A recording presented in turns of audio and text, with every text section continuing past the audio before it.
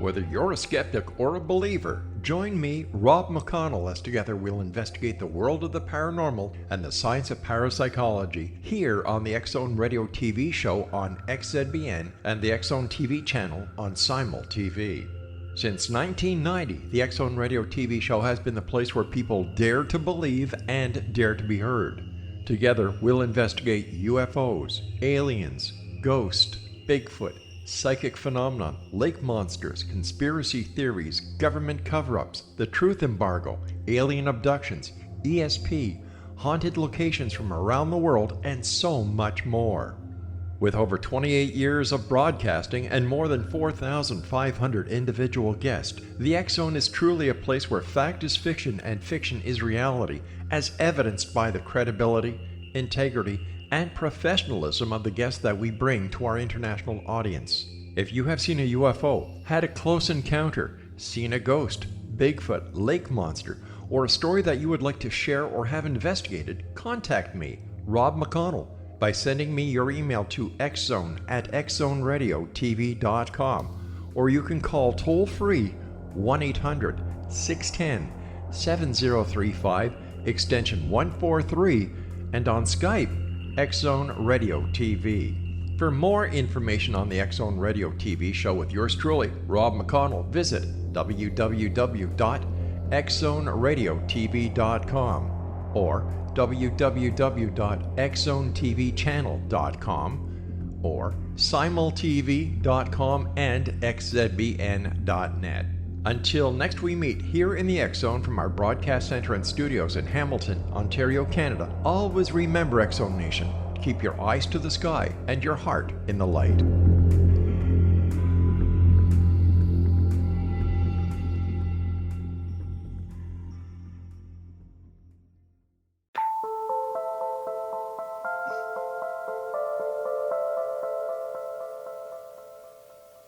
Hello, everyone, and welcome back to Paranormal Stakeout. I'm your host, Larry Lawson, also your guide on this continuing journey into the unknown as we seek the answers to what really exists beyond our reality. And as always, I'm coming to you from the headquarters of the X-Zone Radio and Television Broadcast Network in Hamilton, Ontario, Canada. And I'm actually speaking to you from my studio in the Southern Command Post of the X-Zone Broadcast Network in beautiful Vero Beach and Fellsmere, Florida. Tonight, I'm gratified to have a member of my extended professional family with us, the family of first responders, Mr. Bryan Meisinger. Bryan is a firefighter paramedic with 28 years of service to his community. He's had an interest in the paranormal since a very young age, when his father and grandmother exposed him to some interesting topics and events in the paranormal field that helped him develop his interest. But it was his personal experiences as an adult that led him to become a paranormal investigator. He enjoys every aspect of the field and the adrenaline rush he gets from uncovering an unexplained piece of evidence. He's joined by his wife, who's an avid supporter of his work and his journey to find out the answers to what really exists on the other side. Bryan is with U.S. Paranormal Research. He's in the Chicago, Illinois area. So, Bryan, welcome to Paranormal Stakeout, my friend. Thank you. Glad to be here. I want to talk more about we first responders getting involved in this field. But first, I'd like to hear how you personally got into the field. What got you in here? You mentioned in your bio that your dad and your grandma exposed you to some of the things. Tell us about it. Well, growing up, like I said, Dad was avid, in the paranormal. He loved that the TV show of Leonard Nimoy, In Search Of. Used to watch that. Whether it be books, whatever the case may be, I was always handed them by him and my grandmother to read on, hauntings and UFOs and Bigfoot, you name it. I took a liking to the paranormal side of it. As far as, the spirit hauntings, that type of thing. And strangely enough, my grandmother had a house where she lived in Richmond, in Illinois here, that a lot of weird things happened. And I got to see some cool stuff there. And, just doors opening by themselves and closing her house, just weird smells like cigar smells, that type of thing. And Mm-hmm. a number of years ago, actually, what really propelled me into this was I had an experience. I had a daughter who was ill at the time. She was about 6 or 7. And I woke up to my grandmother standing at the end of my bed. And that's really cool and all, but grandma had been dead for about 18 years. So, and I know I'm not crazy because my bride of 27 years this year, um, as she rolled over as I woke her up and she said, "Why is your grandmother in our room?" So, Oh, not okay. crazy. It kind of puts it in perspective. It So does. was that the as an adult, was that the event that propelled you into conducting investigations? Um, yeah, it really, I think, cemented my belief in what I want to do here and what I want to try and find. I was looking for answers, and if anything, I've only created more questions. But um, yeah, I truly believe that was the event that really put me over the top. Well, what answers are you looking for? What's your goal in all this? My goal in all this is to actually talk to my grandmother. I want to make contact with her again in some way, shape, or form. And I'm trying to find a way to do that. I don't know if I ever will, but I'm looking to do that. And there's got to be something more to just this big blue marble floating around in space. I can't believe this is just it. You know, it's been going on for a long time, thousands of years. People have been talking about it, so there's something to it. Okay, all right. Your team, you've got a team now, U.S. Paranormal Research. Yes. How did you bring them together? The team formed. There was originally 6 of us in 2014. I was with another group prior to that, and the leader of that group, the founder, um, for the lack of a better term, kind of imploded, and he just disbanded the team, and he's kind of doing his own thing now. And I Mm-hmm. wish nothing but the best at it. Like I said, no hard feelings. We're still actually very good friends, and so that day we kind of all got the email from him. The 5 of us that were from his team got together and formed a new team on my deck over some beers and some pizza, and decided what we wanted to do and how we wanted to do it. And Uh-huh. it was in 2014 September, and here we are almost 5 years later, and we're running strong. We hit the ground running, and we're doing some cool things. Okay, well, I got to ask you this. Only, dealing with other teams, seeing other teams over the years, what caused the implosion? Can you Um, share that at all? I mean, without going into personal you know, details, he just obviously. wanted to go a different direction. Uh, Okay. he he took up the passion of chasing Bigfoot in the local area, in the southern Wisconsin area, and he kind of didn't really want to do so much of the ghosts part of it anymore, or the spirit hunts. Um, Mm-hmm. and he just kind of fell in love with the Bigfoot aspect of it. And like I said, he's done very well with it, and I'm very happy for him. And actually, I've been out in the area with him that he goes in southern Wisconsin here, and I don't know if it's a Bigfoot living out there, but I will tell you in the areas where we've been in the woods, there's some weird stuff happening out there with it. Do you see a connection between what you're doing now with your group, which is, I'm assuming, pretty much paranormal spirit work, Yes. and Bigfoot? Do you see a connection? I don't know so much if it's a connection. I think there's definitely a cryptid aspect. Um, that there's a lot of undiscovered things on this planet. They're finding how many new species of bugs and plants and you name it every day in this world. I think there's a lot of things that still need to be explored in areas that haven't even been touched by Mm-hmm. humans. Um, so yeah, I think there's definitely a possibility, but I don't think there's too much of a connection between, I would say, spirits and Bigfoot per se. Okay, because there are theories out there, Mhm. and I'd be interested to hear what your theory of ghosts are, if you want to toss that in here. But there's folks that talk about a connection between Bigfoot, ghosts, and frankly even aliens, and they discuss it in the context of different dimensions. Do you have a feeling on that at all? Well, again, dimension thing. As far as ghosts go, there's, energy obviously never ceases to exist. Science tells us that it merely changes shape and form. Um, as far as the ghost aspect, like I said, there's a couple different theories in my head on it. I really believe that it could be as simple as 2 timelines and or dimensions, if you want to call them that, Mm-hmm. kind of rubbing together, and it's a thin fabric, if you will. I always wonder if when we see like a haunting, or if you see an apparition that's dressed in that old clothing, are they seeing you on the other side? And it always makes me wonder. And it's kind of an interesting theory just in my head.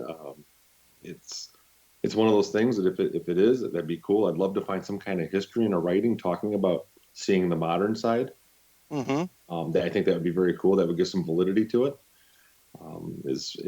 With the energy portion of it, like I said, is it just a repeat energy, stored energy like a battery, impressed upon that location, and it's just replaying itself? So it's hard to say which one it is. Obviously, nobody's an expert in this field. I don't think anybody has an answer. I'm glad to hear you say that. But we all have our own theories. We all have our own kind of ideas about it, and that's just kind of my thoughts on it. How are we going to bring all this to, this kind of a question I ask a lot at the end, but how in the heck are we going to get everybody together then? There's so many different theories out there. How are we going to get everybody, even with different theories, heading into the same direction? Well, I've worked in a firehouse a long time, Larry, and I got to tell you, you're never going to make everybody happy at one time. That's just a definite. I will tell you that there obviously needs to be some kind of a group, or I don't know what you would call it, almost like a society, if you will, or some kind of a guidance, some kind of a commission, maybe? Commission, whatever you want to call it. If that's what a commission would be great, something that kind of gives us some guidelines and gives everybody some buy-in and input into it, that we can network with each other a little more, instead of all the bashing I see and all this, oh no, this is fake, this is fake, this is fake. You can have your opinions, but give some credit where credit's due. Well, how do you guys look at evidence? And you're talking about people saying, well, commenting and about others' evidence and what they think is fake and what's not. How do you guys set up your evidence vetting? When we do our evidence reviews after an investigation, everybody's assigned, a portion. Let's say we have 8 cameras, you take 2 cameras, yada, and so. And same with the audio, there's 3 recorders, whatever the case may be. You take one, I'll take one, we'll all listen to them. Jot down all of our notes of what everybody hears. We extract that from that, strip of audio or the video. And then we as a group, there's 18 of us on the team, and we get together and we kind of hash it out. What are your thoughts? And is there, is this something you remember saying, or is it something that, because we try to, obviously we miss things, but we try to tag everything, whatever the case may be, when we're doing audio.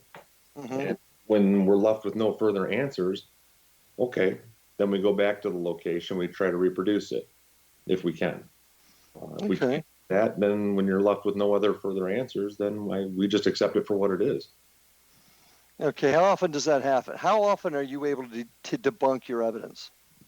Probably, I would say 60% of the time.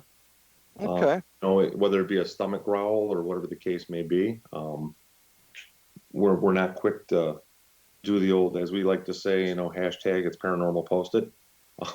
So we try to vet our evidence out very thoroughly. And if we're really stumped on something, there's a couple other groups in the area that we lean on a little bit. We work together. All right. We have them do it, see what they think. I'm going to cut you short here because I want to continue this thought, but we're getting ready to go to our first break. So keep that thought, and folks, stay tuned with us. We'll be back shortly on Paranormal Stakeout with Bryan Meisinger and U.S. Paranormal Research. Be right back.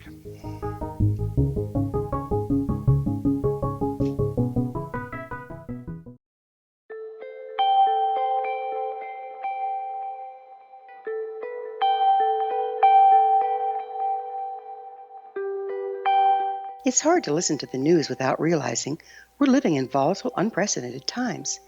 Yet never has there been such an opportunity to transform the human condition. As old structures fail, where can we find the guidance to co-create a better way? Find Your Path Home is an ever-evolving, leading-edge information, education, and healing resource center designed to support and guide you on your path to unity and enlightenment. Based on sound principles employed by shaman worldwide, we provide techniques that can support you through the current transitions, offering online shamanic classes, international long-distance shamanic healing sessions, complimentary Mission Evolution radio episodes and Stairway to Heaven TV vignettes, seminars, retreats, and much more. All of this can be found on findyourpathhome.com. So I was watching the X Zone TV channel last night when I was abducted by aliens, and they kept repeating to me over and over again, simultv.com, simultv.com. What's simultv.com? That's what I asked them. They had it written on the side of their UFO. How do you spell that? UFO. No, I mean simultv.com. simultv.com. simultv.com. Right. simultv.com. Interesting that you were abducted by aliens in a simultv.com UFO last night. Oh, yeah? Yeah. Now that you mention it, I remember now last night I was awakened from a deep sleep. My great-grandmother was standing there. She said she'd come from the hereafter to tell me about simultv.com. She even spelled it out for me. simultv.com, sonny boy. simultv.com. simultv.com, sonny boy. Wow. Yeah. Guys, you'll never guess what my psychic guru just told me. simultv.com. Exactly. Are you guys psychic too? Of course. We all know about simultv.com. simultv.com.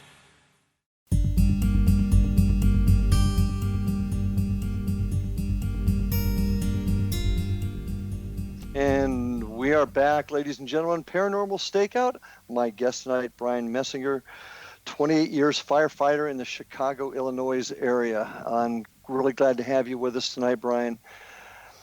Continue our thought before we got on the break. You talked about how you guys vet your evidence. You make every attempt to debunk it. What you said, 60% of the evidence you take a look at, you're able to debunk. Is that right?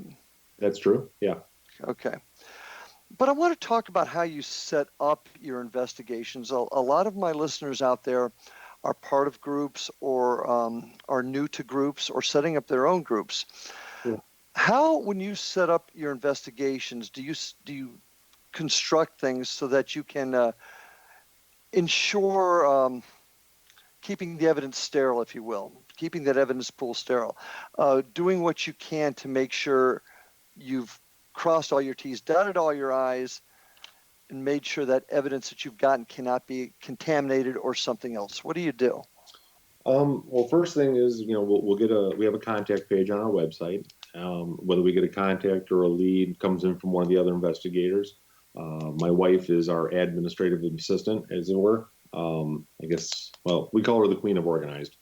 And she's the one who will reach out to the client and set up a walkthrough or a preliminary meeting with them. We go to the house, 2 or 3 of us will go to the house. We take an audio recorder with, and we just kind of interview them a little bit. We have a list of questions that we go through and ask them, dates, times, that type of stuff. When is it occurring? Is there anything specific that makes the event happen, whatever the case may be? Once we go from there, an email will go out to the assigned team, whether it be, 4 investigators or 8 investigators, depending on the size of the building. Because that's one thing we try to make sure is we always investigate in pairs so we can keep that continuity. So there's no speculation, nothing like that. If one person saw it, chances are 2 people saw it or heard it. So we'll set up the investigation. When the team arrives, the lead of the group for that night will meet with the client, talk to them a little bit about what's going to happen, how we set up. Usually we let them kind of watch us so they get an idea of what we're doing. We'll set up our cameras, our audio, and while the setup is happening, one individual will walk around with, a millimeter or whatever the case may be. Sometimes and everybody always has a recorder on them. Everybody carries a recorder with them. So that person will walk around with a millimeter and do some baseline readings. With a thermal gun, the little laser guns for temperature, that type of thing. And they'll do a base reading. We also check for any open electrical in the basements for hazards because we don't want to walk into that in the dark. That's the fireman in me talking. So we always make sure we look for that type of stuff as well. And they'll get a baseline reading of the building. We do our investigation. We go out in teams of 2 for about 45 minutes to an hour at a time, depending on the floors or locations, and always 2 people in the command area to keep an eye on the monitor and whatnot. And at the end of the night, everybody, before they leave, writes down any personal experiences on paperwork, and they turn it into the lead. Evidence is assigned at that point, whether it be, cameras 1 and 2, audio 1, whatever the case may be. We number everything so we know where it's coming from. Evidence review is due within 2 weeks from the team members. We sit down, actually myself and 2 other members who are actually way better with computers than I am. We'll sit down, we'll pull all the information off, we'll go through it, get it ready, and then we email it out through the team and let them review it themselves and give us their feedback. Mm-hmm.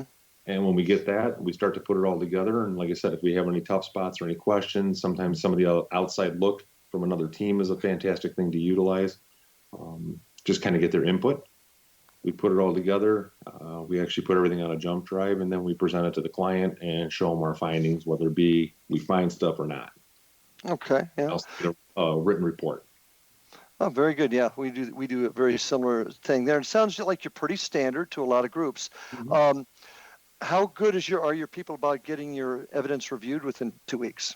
I would say 80% are fantastic. There's a couple little slackers you got to kick in the backside once in a while. Must firefighters, I guess, right? Yeah, well, we're a special breed. But yeah, absolutely. Sometimes it goes to 3 weeks, just depending on life, and we get that. Things happen. But usually 3 weeks is about the max anybody's ever gone. Okay. So that gives me a week to put it together. We always tell the client we'll be back to you within a month. So that gives me a week to put everything together in the final report. So what do you do with all this evidence? Where do you keep it? Where do you do it? How do you store it? How is it accessible? So the one thing we do with all of our evidence, any audio, camera, whatever the case may be, is downloaded and stored on a hard drive, like a portable hard drive. Mm-hmm. We actually store it on 3 separate hard drives. That way, if one breaks, we still have it.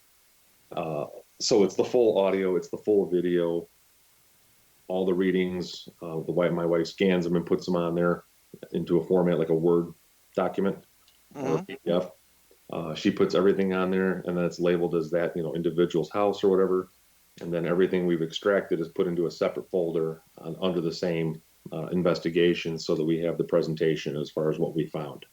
And then we store it on 3 different jump drives. Okay. Now, here's the cop in me coming out. What do you do with the original, and what do you do to ensure that it can never be altered or doctored or anything? So, real similar to what we would do in our evidence locker and police work.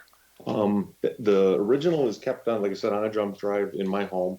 I actually keep them in a metal cabinet in a gun safe in the closet. It's just because that's where I remember it is. Okay. So I keep it in there. And one of my AV tech, who's our tech manager, Andy, he locks the program. It's password protected, so nobody can get to it except him and me and my wife.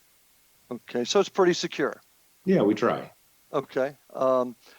Well, in the world of evidence, you got to be successful, and I guess I'm a bit of a stickler on that based upon my background.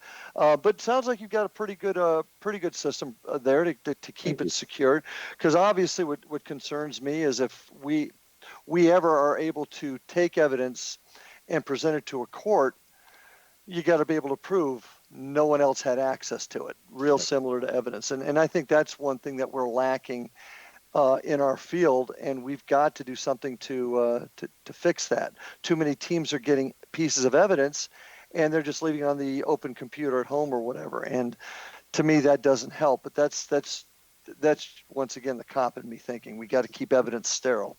I absolutely get that, Larry. As a fireman, we're the same way with all of our reports and everything we have to document and write. It's the paramedic side. Absolutely, I totally get it. Same with fire investigations. Yeah, and what's your favorite piece of equipment? What do you use on investigations that you particularly like or have had success with? We use a lot of stuff. We actually have a guy on our team named Anthony, who's an electronic whiz. He builds most of our equipment.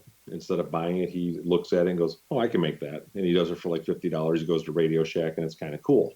What he makes, I don't get it. Again, I'm a woodworker and a fireman. I don't understand electronics, but he makes us some cool stuff. The Ghost Box has been a lot of fun to play with.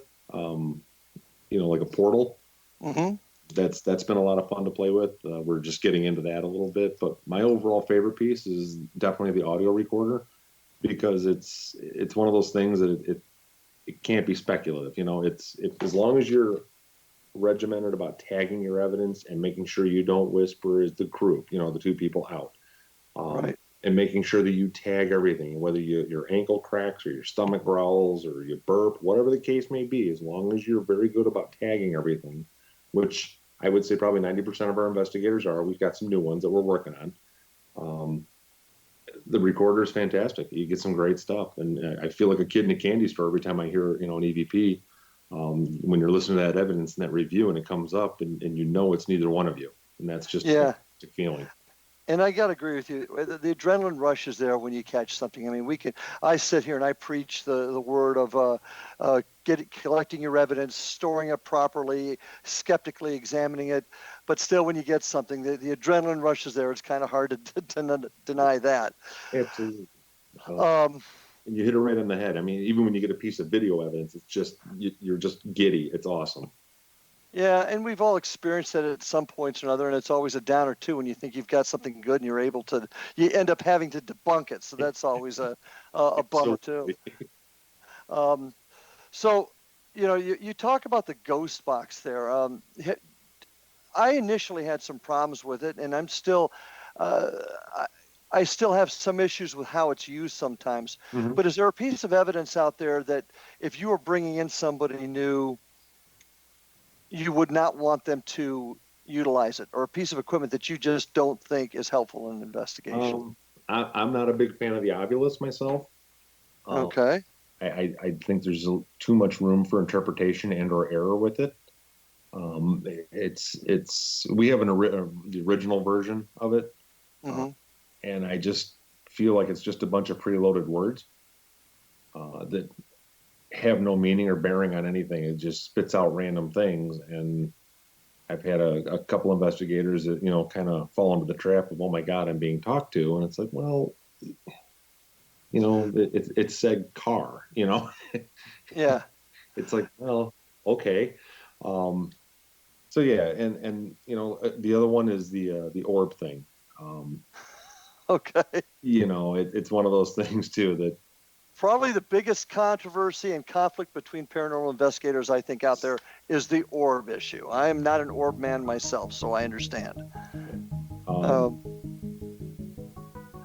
But at any rate, what we're going to do is when we come back after this next break, I want to talk to you a little bit about training, and I want to talk a little bit about first responders in this field. So that's a topic that's really near and dear to my heart. So folks, stay with us. I got Bryan Meisinger with us tonight on this episode of Paranormal Stakeout. So stay tuned, and we'll be right back after this.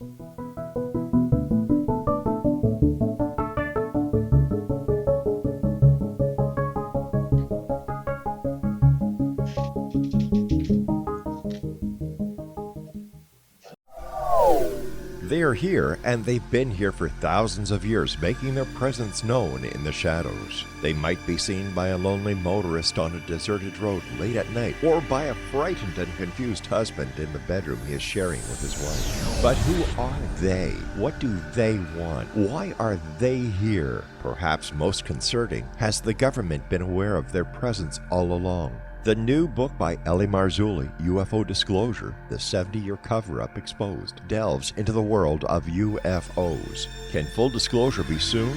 Order now and receive a free hour and 37-minute DVD on the UFO phenomenon. UFOs are real. Get both the book and the DVD, a $40 value, for only $19.99. To order your book and DVD today, go to lamarzulli.net. That's LAMARZULLI.net.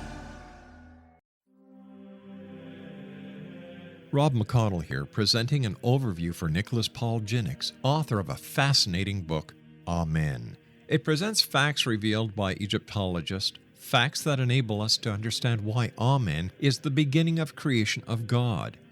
It provides recommendations for religious leaders of the major religions to unify their beliefs and teach the Word of God. Love one another. Amen informs people how mankind conceived God. It was the Egyptians that developed the concepts of a soul, a hereafter, and Son of God. And finally, after the worship of many gods, They conceived the belief in one universal God, the maker of all there is. For more information, visit www.futureofgodamen.com. That's www.futureofgodamen.com. You have heard of the X Zone? Now watch it on Simul TV, plus 500 video games, live TV channels, free video on demand, worldwide, and more. Does this sound like tomorrow's television? Well, it is, but you can have it today, right now. It is Simul TV. Simul TV offers what the others only wish they could provide. 15 exclusive channels like X Zone, sci-fi, and horror. We are worldwide. No other provider offers that. 500 built-in video games. No need to have an extra expensive system. We have them included. Free video on demand. Live streaming events from around the world. Interactive online network, and much more. Tomorrow's TV today. Simul TV. Sound too good to be true? Well, it's not. You can have Simul TV today. Sign up at simultv.com. Do it today.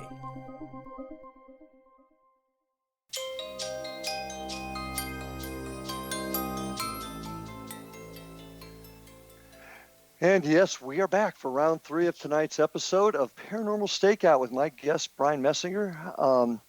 Bryan's a firefighter in the Chicago area, firefighter, paramedic of 28 years, and serving his community, serving those that are in distress. And being a career law enforcement man myself, my hat's off to you. Thank you for your service, Bryan.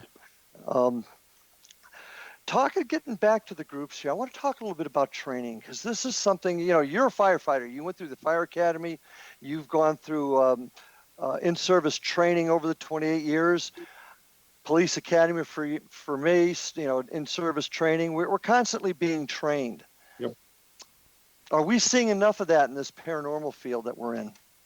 Honestly, I don't believe so, Larry. I look at some of the local groups. There's 3 or 4 local groups around me by where I'm at. Mm-hmm. And I've been on investigations with some of them, and I shake my head a little bit when they don't know how to use a piece of equipment, but they're walking around with it. And it's a little frustrating. It's just like the same thing in the firehouse. It's like, okay, new guy, here's how we do this. Yeah, it's a little bit frustrating, and I don't really believe there's enough training going on in the paranormal field. Well, and a lot of it is not, I don't think, the fault of groups. There's, what did I hear one time? The Los Angeles area, there's something like 5,000, I'm sure I've got that number wrong, but an exorbitant number of paranormal groups in the Los Angeles area alone. And most of them, and this is not critical, most of them are mom and pop type groups that just like to go out on the weekend, get a thrill, and go back and forget about it until they do their next one, and don't do a whole lot to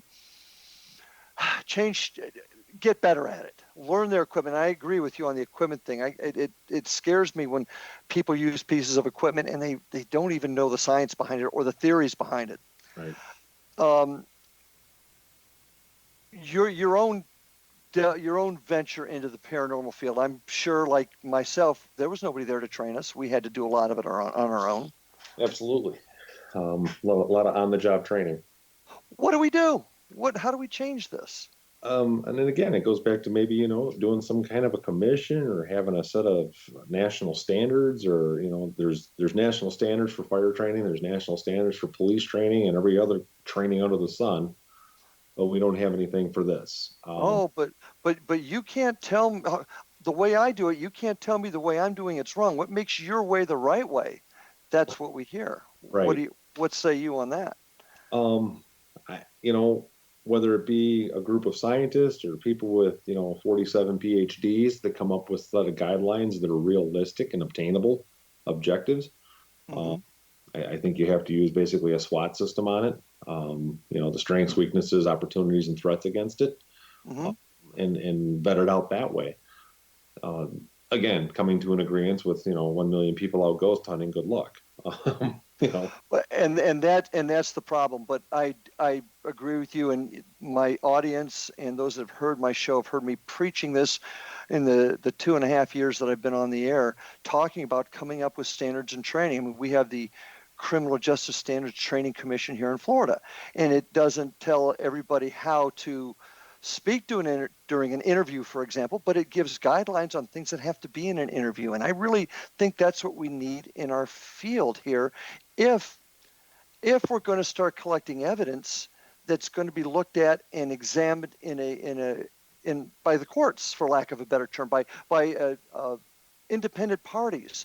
For example, they investigate a homicide. They're down here in Vero Beach, Florida, pretty much the same way they do it in Eugene, Oregon. I mean, there's some law changes, maybe some tactic changes, maybe even some equipment that's different, but the tactics are still the same. Right. And I'm sure it's the same thing in the fire service. Yeah. Absolutely the same. There's a set of national standards. NFPA, which is National Fire Protection Agency, comes up with a set of standards, and IFSTA.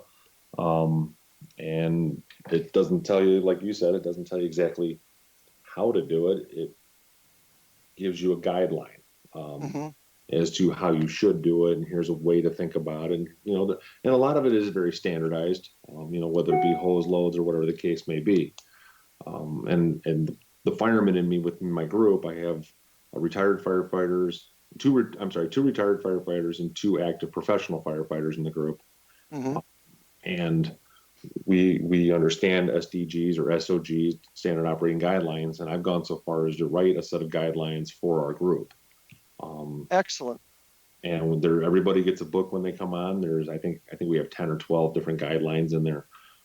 Just, hey, this is how we do things. This is kind of how to do it. You can variation a little bit from it, and that's why it's called a guideline. And it gives people something to work off of, a base frame. What if they say, I don't have time to do that in an investigation. I'm actually conducting an investigation. I don't have time to worry about those guidelines. What do you say to that person? If it's somebody on my team? Yeah. Well, you can work with the guidelines, or you don't have to be here. Okay. All right. Fair enough. Dry. I'm not one to be the typical chief or whatever and flash the bugles around and slam my fist on the desk, but there's certain times that you have to pull somebody aside and say, look, here's how we do this. If you don't want to do it that way, I can find somebody else. I don't need you. Okay. Because I want to keep that chain of evidence the same. I want the investigations the same, so everything is always the same, so there's no discrepancies and or error. Excellent. Okay. Well, I believe that's coming, Bryan. Right here on this show, I've been preaching this, and I believe it's coming, and we're going to lead the charge towards that inevitable way of doing things. Standards and training, I think it's going to be vital. Let's talk. Go ahead. I'm sorry. No, I didn't say anything, Larry. Oh, okay. I got something in my ear. I apologize. Yeah. Okay. Let's talk about first responders in this field. I've got a firefighter in my team, a retired firefighter. In fact, when I ran the police academy down here, he was in the fire training side, so we became good friends. He's a member of the team, and obviously, some police officers. There's jokes going back and forth between us and the hose draggers. Oh, did I say that? I'm sorry. A little smarter, you could have been a fireman, right? But always jokes. But there's always that camaraderie there. You may be a firefighter, may be a cop, but man, when the chips are down, we're next to each other. Yep. Do you think that's why we're bonded together in this field? Do you think it's the camaraderie? Do you think it's that we share the same tragedies in life, seeing the same horrors in life? Why do you see so many firefighters, police officers? As I say, honestly, I think you hit it right on the head. I think it's the fact that we all share a kind of a common thing of the things that we see through a career, things that normal people shouldn't see. I equate it to, by no means being in war, but it's the things that we see over a very long career can be disturbing. And I think it's that common bond of takes your mind off the job, whether you're a fireman on duty for 24 hours or a police officer for your 8 or 12-hour shift. When you go home, you're still a police officer or a firefighter. You can't turn it off. My wife will tell you that we're a different breed of people, much like soldiers. We're not wired quite the same as everybody else. And I think that brings us together, and it's a stress relief. It's just something to do to take your mind off of everything from the job. Well, let me ask you this then. That I'd never quite looked at it that way. Do you think that what we experience in the paranormal, folks in our field, do you think it's a result of that stress, or do you think it's actually real then? That's a good question. Honestly, I believe it's real. I think it gives me some validity to what we do on our jobs. Mm-hmm. Knowing that, again, you can't save everybody, and I've had people pass away in an ambulance and scenes, accidents, whatever the case may be, over the years, and it gives me some validity to know that, yeah, maybe I couldn't do something, but I know that there's more to it than just this. Like I said earlier, it kind of cements it for me that there's something else that, okay, I couldn't help you, but I know you're going to be okay. There's something else to this. There's a next step. Do you think that's possibly us just hoping for something else? Probably a little bit. But overall, I think that, my theory, like, again, when one person sees it, okay, maybe it's a manifestation. And, if you got 2 or 3 people seeing the same thing, a shadow or an apparition, or you hear a voice, disembodied or whatever, Mm-hmm. gives some validity to, wow, okay, something just happened because the 3 of us heard it. Yeah. So it gives me a little bit of hope. Yeah, I can see that now. I'll be honest with you. My very first full-bodied apparition, I wasn't even on the job a year. I got my start in the Dade County Jail down in Miami, and was on the floor and actually saw a person walk down one of the cell blocks. But didn't think of it as a ghost. I thought it was the lieutenant trying to come upstairs and catch us goofing off or whatever. Sure. And it turned out nothing was there. And there's a whole lot more to the story. But I was brand new to the field and hadn't even thought too much about the paranormal. And here I saw this event. So that was me young before I was quite as jaded as I am now. Have you, as a firefighter, ever experienced something on duty? I actually have. In the year 2000, it was Christmas Eve. I was on duty at a volunteer department that I worked at. Well, you know what? I hate to do this to you, but we're in about 30 seconds before our next break, and I do not want to cut this story off in the middle. So, mark that, and we're going to be back in just a few minutes, folks. Sure. I am with Bryan Meisinger on Paranormal Stakeout. We're just about ready to hear a story of him on duty and experiencing the paranormal. So stay tuned. It's going to be a good one. See you in just a couple of minutes.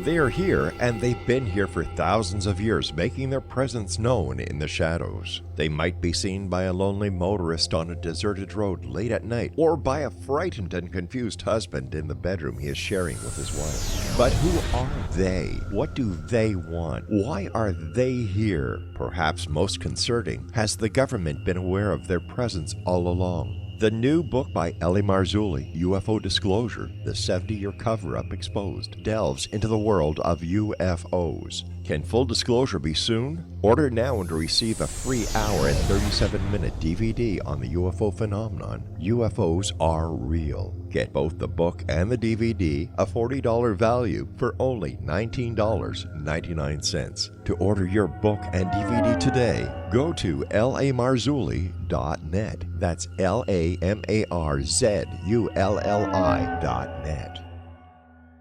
So I was watching the X Zone TV channel last night when I was abducted by aliens, and they kept repeating to me over and over again, simultv.com, simultv.com. What's simultv.com? That's what I asked them. They had it written on the side of their UFO. How do you spell that? UFO. No, I mean simultv.com. simultv.com. simultv.com. Right. simultv.com. Interesting that you were abducted by aliens in a simultv.com UFO last night. Oh, yeah? Yeah. Now that you mention it, I remember now last night I was awakened from a deep sleep. My great-grandmother was standing there. She said she come from the hereafter to tell me about simultv.com. She even spelled it out for me. simultv.com, sonny boy. simultv.com. simultv.com, sonny boy. Wow. Yeah. Guys, you'll never guess what my psychic guru just told me. simultv.com. Exactly. Are you guys psychic too? Of course. We all know about simultv.com. simultv.com.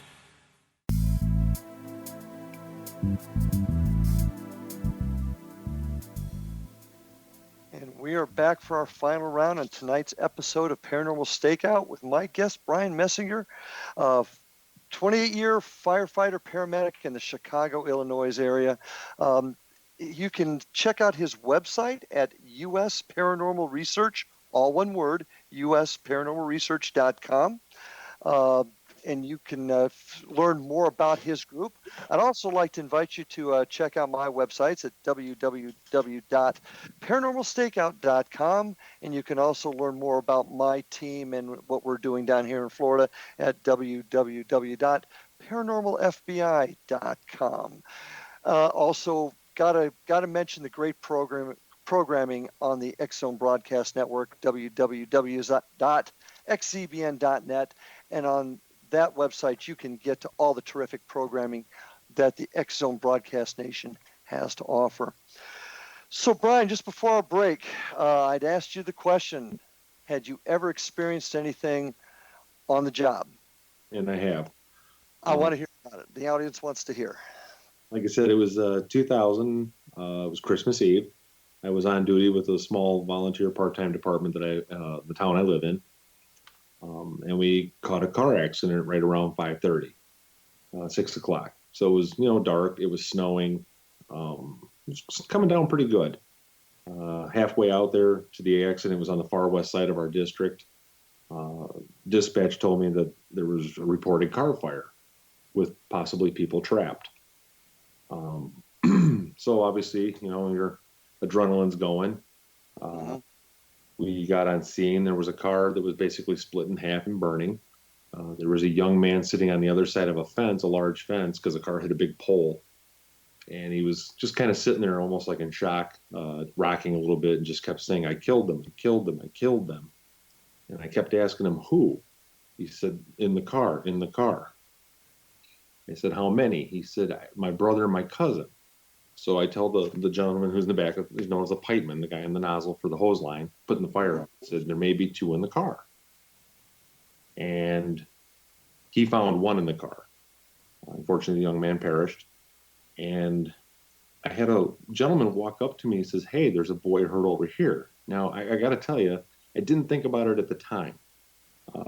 So I walked over with him, and his wife was standing there. They were both dressed in that, I call it the Men in Black suit, the 60s. Yeah. That's kind of how he was dressed, and she was in that typical 60s, almost like a floral pattern dress, the short dress with like the little coat. Okay. And what caught me off guard after the fact, after the car accident, we found a young man down the street a little bit. He'd been ejected from the car, and he was covered in an old blanket, and she never said a word, and he kept saying, "I covered him up. I covered him up." I'm like, "Okay, thank you. Got that." About the fifth time, I'm like, "Okay, appreciate it. Thank you." And I asked him if he could hang out until the police get there, because they're going to probably want to talk to him. What I find interesting is, after the fact, there was no other footprints but mine and the paramedic around the young man who was covered with the blanket in the snow. Snow. Okay. Yeah. And, you think about things after the event. Neither one of them had a coat on. Like, they weren't even acting like they were cold. It was just so very strange. I asked the other guys on the crew if they saw the couple that had helped me, and they didn't know what I was talking about. The only thing the engineer who drives the fire engine told me is, he said, "I saw you over by the boy, but I never saw anybody with you." And I thought, wow, okay. Never found a record. There was no car. When we stopped and looked back, nobody saw a car that these people would have been in, that they would have left in. All around, just a very strange event. given the whole circumstance, I really don't know who they were. We don't know where they went. There were, like I said, no footprints. There was no evidence that they were there other than this old ratty blanket covered this boy. Very, very strange event. And to this day, it still, it baffles me a little bit. And I wish I had an answer for it. But I got to believe that they were almost sent there to make sure I found that boy. That's kind of how I feel about it. And you have no idea who put the blanket on the victim? No, not to this day, no. Was there ever any research done? Because I'm sure you'll agree, part of what we do is history and research. Was there ever any research done about another accident involving a couple there back in the 60s? The thing of it is that stretch of road, there's been probably hundreds of accidents and multiple fatalities in that area. It's just a really crappy piece of road and it's high speed. Being the curious fireman that I am, I proceeded to go back through all the fire records I could for the last 30 years that we had on file, and I couldn't find anything relating to people dressed like that, because usually they would put descriptions, in the old handwritten logs and stuff, and I couldn't find anything in there of people like that. So it had to be before any records that we had. And again, we put a thing out in the paper, the local paper. If you were at this accident, and you helped, we'd love to talk to you. We need to get some questions answered, that type of thing. And we never got a response in any way, shape, or form. Neither did the local sheriff. So, did you tell any of your colleagues what had occurred? Well, again, that night we had talked about it, and I was like, "You sure you guys didn't see the guy wearing the black suit, with the skinny tie, and his wife with the flower dress?" And they're like, "Dude, you're off your rocker. You're crazy. There was nobody with you. You were the only one over there." I'm like, "No, there were two people with me, and nobody saw them. And there was probably 10 or 12 different firefighters and paramedics and police officers out there by that time, and nobody saw them." So I'd lay odds you just sort of let it go after that, huh? I just accept it for what it is, Larry.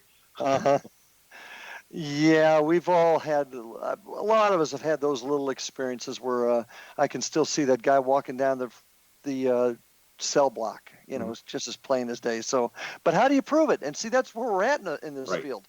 Right. You know what you saw, you know what you experienced, and there are going to be people that say there was some sort of psychological reason that you saw this, but you know what you saw. I know what I saw. How do we reconcile it? And that's what drives me. That's what drives me to try to find the answers as to what it is. And I personally don't know what it is. I do not know what this phenomenon is. I do believe there's something out there, but my quest is to find out exactly what it is. Is it something supernatural, paranormal, or is it our own minds?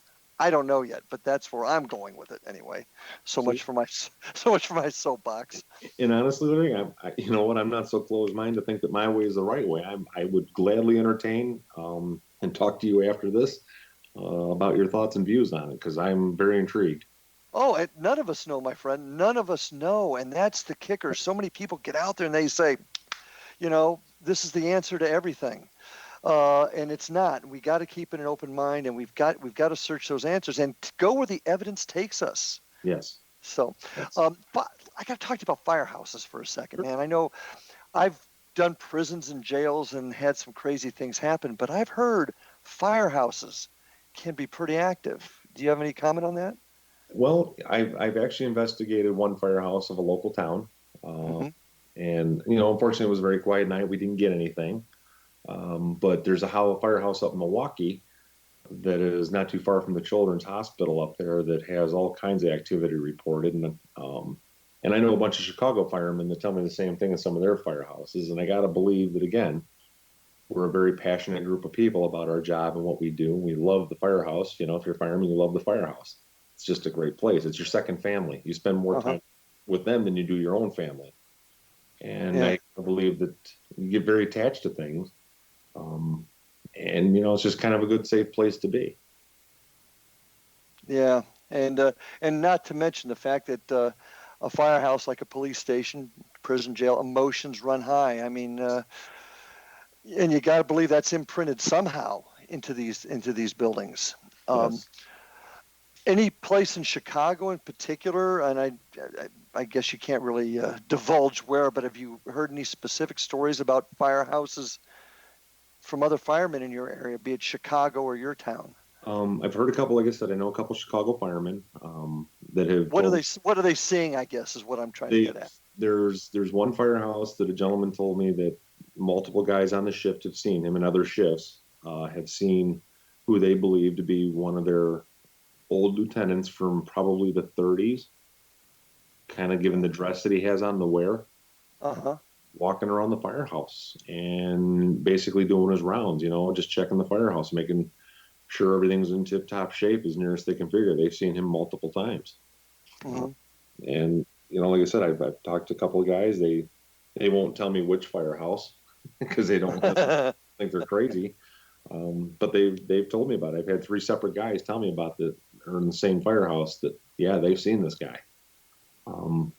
So, that's pretty cool. It's fantastic. The Milwaukee one, I don't know too much about. I've just heard stories.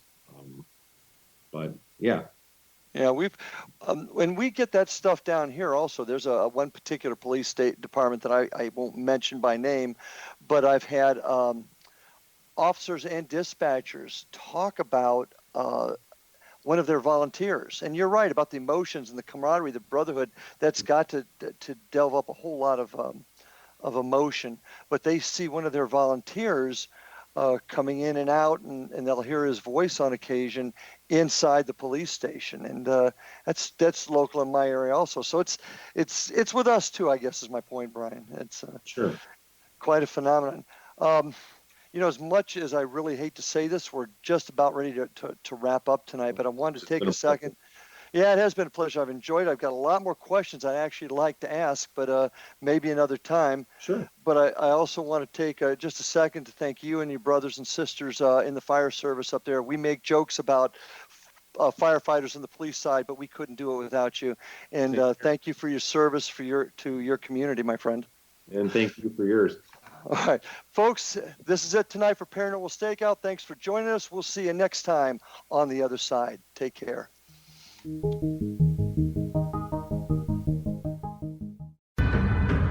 If you are looking for a safe, zero-calorie natural option to the harmful artificial sweeteners on the market today, Just Like Sugar is what you're looking for. Just Like Sugar is a wonderful natural alternative for those health-conscious people who choose a calorie-restricted diet with a great, pure, sweet flavor that tastes just like sugar.